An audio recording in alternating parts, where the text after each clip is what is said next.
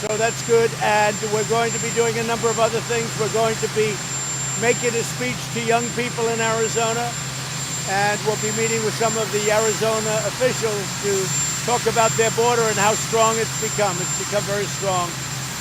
Last night we stopped an attack on a great monument, the monument of Andrew Jackson in Lafayette Park. And I just want to thank law enforcement. They did a great job. We were working very closely with the White House Secret Service and some of our executives. It was really, they did a great job. They stopped it cold.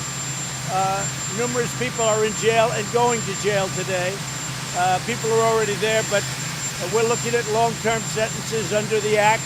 We have a very specific Monuments Act, and we are looking at long-term jail sentences for these vandals and these hoodlums and these anarchists and agitators, and call them whatever you want. Some people don't like that language, but that's what they are.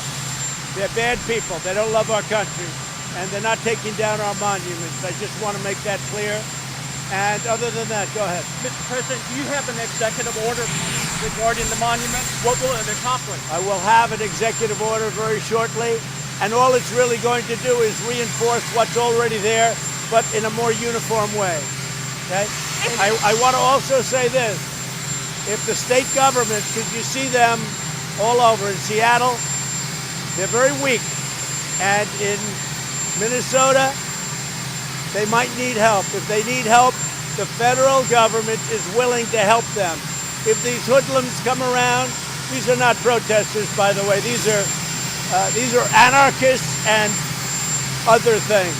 If these hoodlums come around, and if the states can't handle it, we are ready, willing, and able to help, as we did in Minnesota, where we stopped after 4 days. They finally called, and we did a great job with the National Guard. Mr. President, when you said you wanted to... Any changes at your campaign after the Oklahoma rally? Yeah, Hogan Gidley, not for that reason, because as you probably have heard, Fox had the highest ratings on a Saturday night in the history of Fox. So that's the ultimate poll, I guess. But the ratings on Saturday night for Fox were the highest ratings in the history of Fox News, which is, I guess, a long history. So that was the #1 Saturday night in history.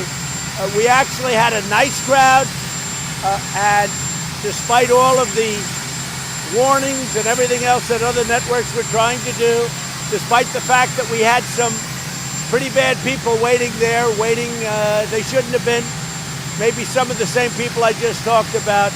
We had a nice crowd, but we had the highest ratings in the history of Fox on Saturday night. And online, I heard the record was unbelievable. I heard the numbers were unbelievable. I think you probably know that. What were the numbers online? Do you know? I don't know, sir. Well, you should know, because you should report it. Mr. President, at that rally, when you said you asked your people to slow down testing, were you just kidding, or do you have a plan to slow down testing? I don't kid. Let me just tell you. Let me make it clear. We have got the greatest testing program anywhere in the world. We test better than anybody in the world. Our tests are the best in the world, and we have the most of them. By having more tests, we find more cases. We did 25 million tests. Think of that, 25 million. If you look at other countries, they did 1 million, 2 million, 3 million, big countries. We did 25 million, way more, by double, triple, quadruple any other country. Therefore, we test, we're going to have more cases. By having more cases, it sounds bad, but actually what it is we're finding people. Many of those people aren't sick or very little. You know, they may be young people. But what's happened is, because of all of the cases that we find, we have a very low mortality rate, just about the best in the world.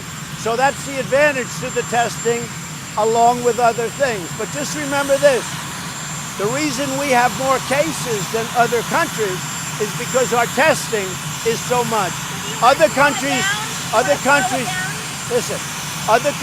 do very little testing by comparison. So we're going to do this year, right now, up till yesterday, I think they told me, we're over 25 million tests. Other countries are at 2 million, 3 million. Here's what I say. Testing is a double-edged sword. In one way, it tells you you have cases. In another way, you find out where the cases are, and you do a good job. We are doing a great job. We have never been credited for it.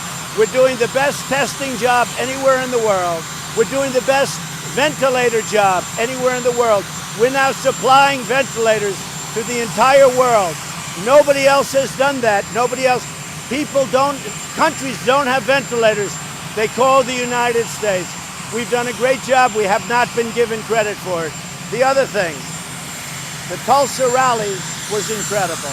Despite all of the horrible, ominous warnings that you people put out over a period of 2 weeks, the crowd was wonderful. They were warriors. It was a great crowd. But many of them stayed home and watched television. And what happened is Fox on Saturday night had the biggest rating in the history of Fox television. Thank you very much, everybody.